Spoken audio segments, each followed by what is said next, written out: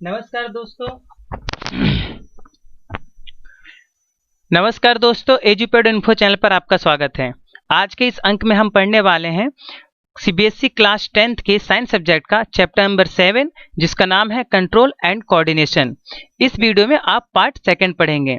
Part 1 में मैंने human nervous system के बारे में अच्छी तरह से समझाया है। तो आइए आगे बढ़ते हैं इसी सीरीज में, और अब हम पढ़ते हैं एंडोक्राइन सिस्टम के बारे में। यानी सबसे पहले ये कि एंडोक्राइन सिस्टम होता क्या है। तो लास्ट टाइम मैंने डिस्कस किया था कि बहुत सारी ऐसी ग्रंथियां होती हैं, यानी कि ग्लैंड्स होती हैं बॉडी में, जिससे स्पेशल टाइप का केमिकल निकलता है, और वो केमिकल किसी ना किसी फंक्शन को बॉडी में प्ले करता है, यानी कोई ना कोई कार्य करता है। तो आइए समझ लेते हैं कि एंडोक्राइन ग्लैंड से जो केमिकल निकलता है, जिसको हम कहते हैं हार्मोन, वो हार्मोन क्या होता है। तो hormones are the chemical substances which coordinate the activities of living organisms and also their growth।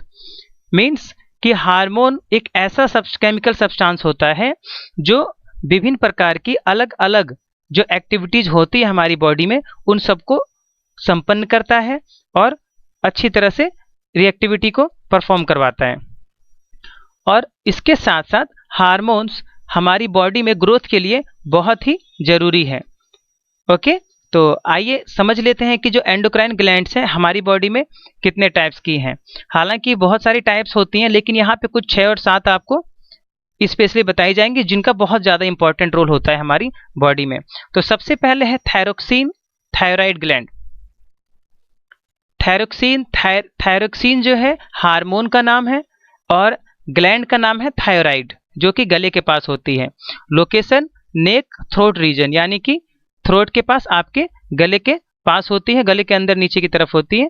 और इसका फंक्शन क्या होता है, तो regulation of metabolism of carbohydrates, fats and proteins. दोस्तों मैं आपको ये समझा देता हूँ कि मेटाबॉलिज्म मीन्स क्या होता है। लिविंग ऑर्गेनिज्म में जो भी केमिकल रिएक्शन होती है उसको हम मेटाबॉलिज्म कहते हैं। तो ये कार्बोहाइड्रेट, फैट और प्रोटीन की केमिकल रिएक्शन को कंट्रोल करता है। आइए चलते हैं हम अगले हार्मोन की तरफ। तो इस वाले में आप मैं थोड़ा बड़ा कर देता हूं ताकि आप अच्छी तरह से देख पाएं। और इससे पहले आप जो है थोड़ी सी फिगर देख लें, फिगर से आपको अच्छी तरह समझ में आएगा। जो हमने भी बात की कि एंडोक्राइन यानी कि थायराइड ग्लैंड्स कहाँ थी, तो ये देखिए थायराइड एंड पैराथायराइड, यानी ये है थायराइड ग्लैंड, यहीं पे पैराथायराइड भी होता है। तो मेन जो होता है थायराइड। अब थायराइड का क्या रोल है, तो आपने भी देख लिया कि फैट्स, कार्बोहाइड्रेट्स और प्रोटीन के मेटाबॉलिज्म को कंट्रोल करता है। तो आइए अब जो है आगे बढ़ते हैं और देखते हैं कि किस प्रकार से और जो हार्मोन्स है वो काम करते हैं। तो यहाँ पे 2nd नंबर पे जो हार्मोन है वो है ग्रोथ हार्मोन।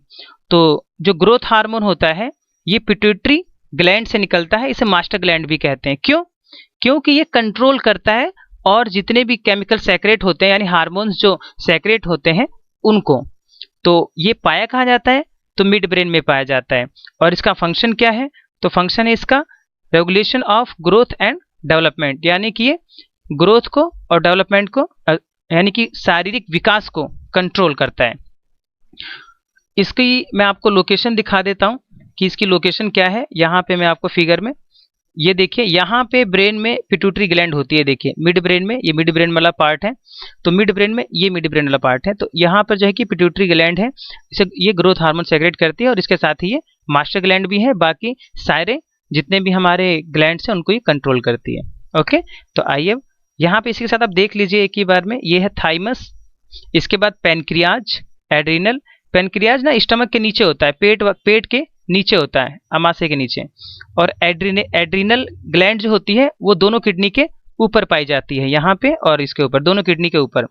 और मेल में एक अलग हार्मोन होता है टेस्टोस्टेरोन, जो कि टेस्टिस से निकलता है। ये टेस्टिस ग्लैंड है, यहाँ से हार्मोन सेक्रेट होता है टेस्टोस्टेरोन। और ये ओवरी है फीमेल में, इससे एस्ट्रोजन निकलता है। तो आइए इसको ऊपर समझ लेते हैं अच्छे तरीके से कि कहाँ से कौन सा हार्मोन निकलता है और इसका फंक्शन क्या है।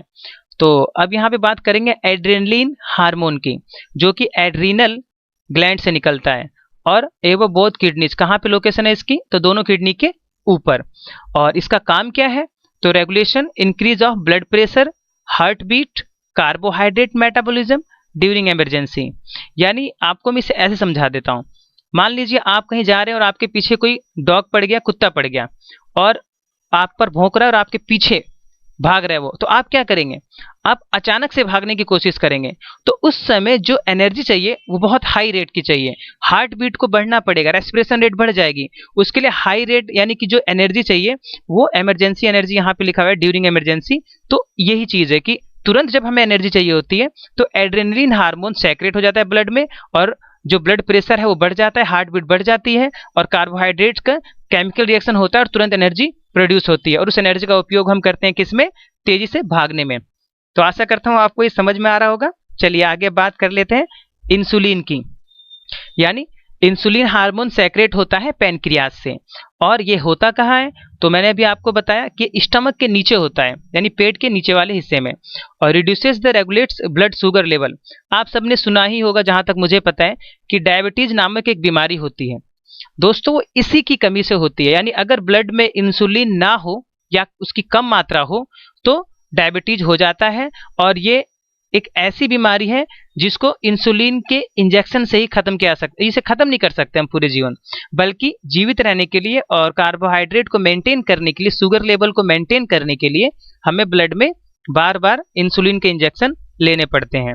तो ये शुगर की बीमारी कहलाती है हिंदी में, और या फिर यूं कहें डायबिटीज, मधुमेह। उसके बाद बात करते हैं अगले हार्मोन की, टेस्टोस्टेरोन।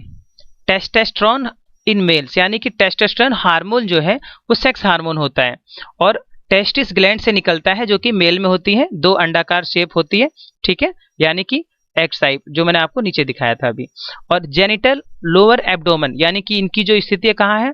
तो लोअर एब्डोमेन मतलब कि दोनों जांघों के बीच में, ठीक है, इसकी जो है कि पेट के नीचे, ठीक है, वो कहलाता है हमारा लोअर एब्डोमेन, वहां पर होती है। और अब ये फंक्शन क्या परफॉर्म करता है? तो ये सेक्सुअल करेक्टर्स कंट्रोल करता है, यानी वहां पर बाल आना, उसके साथ ही आर्मपिट्स में यानी कंधे के नीचे बाल आना, और दाढ़ी मूछ का आना, मेल में ये सारे जितने भी करेक्टर्स हैं वो टेस्टोस्टेरोन हार्मोन कंट्रोल करता है। ठीक वैसे ही फीमेल में एस्ट्रोजन निकलता है। ये एस्ट्रोजन हार्मोन ओवरी से निकलता है, क्योंकि ओवरीज इसलिए लिखा है क्योंकि दो होती हैं, पेयर होती है, इसलिए ओवरीज। तो ओवरीज से निकलता है एस्ट्रोजन। अब एस्ट्रोजन क्या करता है? तो जैसे मैंने अभी मेल में बताया, वैसे ही फीमेल में एस्ट्रोजन हार्मोन फीमेल की बॉडी को मेंटेन करता है, यानी कि जो बूब्स होते हैं, यानी जिन्हें हम कहें ब्रेस्ट का जो साइज है वो इंक्रीज हो जाता है, बढ़ जाता है। और उसके साथ ही जो जेनिटल एरिया है, यानी जैसे मैंने बात किया टेस्टिस के ऊपर, वैसे ही जो जेनिटल एरिया है, जेनिटल एरिया मीन्स जो प्राइवेट पार्ट है, उसके ऊपर हेयर ग्रोथ, और सेम वही हेयर ग्रोथ के साथ साथ ब्रेस्ट का साइज बढ़ना, और जो हिप है, हिप का साइज बढ़ जाना, ये सारे जो चेंजेस हैं ये एस्ट्रोजन हार्मोन से ही होते हैं। ओके दोस्तों, मुझे लगता है आपको ये समझ में आ गया होगा अच्छी तरीके से। तो ये था ह्यूमन में nervous system and endocrine system के द्वारा कंट्रोल एंड कोऑर्डिनेशन। तो अब जो नेक्स्ट वीडियो में हम मिलेंगे उसमें हम इसी का थर्ड पार्ट पढ़ेंगे, और उसके अंदर होगा प्लांट्स के बारे में सब कुछ, कि how do plants coordinates to their activities, activities को कैसे कंट्रोल करते हैं, वो कैसे कैसे उनकी ग्रोथ होती है, ये सारा हम पढ़ेंगे नेक्स्ट वीडियो में। और तब तक के लिए देखते रहिए हमारा चैनल एजुपेडो इन्फो। दोस्तों, अगर आपको मेरी वीडियो अच्छी लगे तो इसको जरूर शेयर करें, जरूर लाइक करें, और सब्सक्राइब बटन के बगल में जो घंटी है उसको जरूर दबाएं, ताकि आपको हमारी वीडियोज की लेटेस्ट अपडेट्स मिलती रहें। जाने से पहले मैं आपको जो है एक बार ये दोबारा से दिखा देता हूँ। यहाँ पे आप देख लीजिए, ये हाइपोथैलेमस है, इसकी हेल्प से पिट्यूटरी ग्लैंड, ठीक है, काम करती है, और पिट्यूटरी ग्लैंड बाकी सबको कंट्रोल करती है। तो आशा करता हूँ कि आपको ये समझ में आया होगा अच्छी तरीके से। तो आज के लिए इतना ही, मिलते हैं नेक्स्ट वीडियो में। Thank you, bye bye.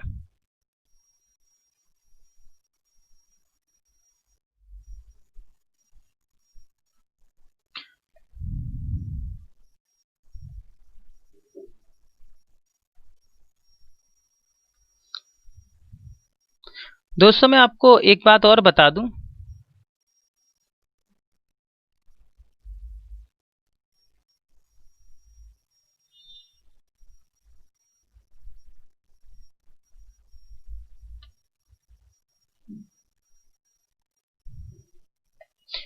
आइए तो समझ लेते हैं इनके एक दो फंक्शन छूट गए हैं उनके बारे में। जैसे कि आपने अभी देखा कि थायराइड जो ग्लैंड होता है ये जो है कि मेंटेन करता है कार्बोहाइड्रेट, प्रोटीन और फैट्स को।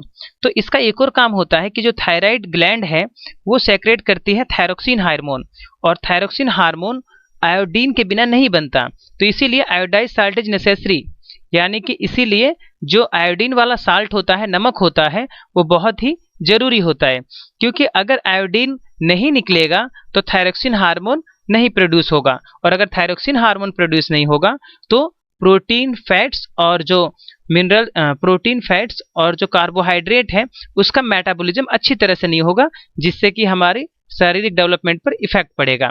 तो इसीलिए iodine mineral is essential part of the thyroxine hormone secreted by the thyroid gland. Thyroxine regulates metabolism of carbohydrates, fats and proteins, जो कि मैं आपको बहुत बार बता चुका हूँ। So we must consume iodized salt which is necessary for proper working of thyroid gland. Its deficiency cause a disease called goiter swollen neck. आप सभी जानते होंगे कि एक घेंगा नामक बीमारी होती है जिसे हम गोइटर कहते हैं इंग्लिश में, जिसमें गला बहुत ज्यादा बड़ा निकल आता है, सूज जाता है। तो वो थायरोक्सिन हार्मोन की कमी से होता है, और ये तब होगा जब आयोडीन साल्ट आप नहीं लेंगे। तो आशा करता हूँ आपको अच्छी तरह समझ में आया होगा। आज के लिए इतना ही, और अगर आपको हमारी वीडियो अच्छी लगी हो तो इसे जरूर शेयर करें और जरूर जो है लोगों में बांटें। इससे क्या होगा कि आपकी नॉलेज तो बढ़ेगी, साथ में आपको अपने दोस्तों के साथ डिस्कस करने का मौका मिलेगा और आप जल्दी से सीख पाएंगे। तो वीडियो को शेयर करना ना भूलें। मिलते हैं नेक्स्ट वीडियो में। Thank you, bye bye.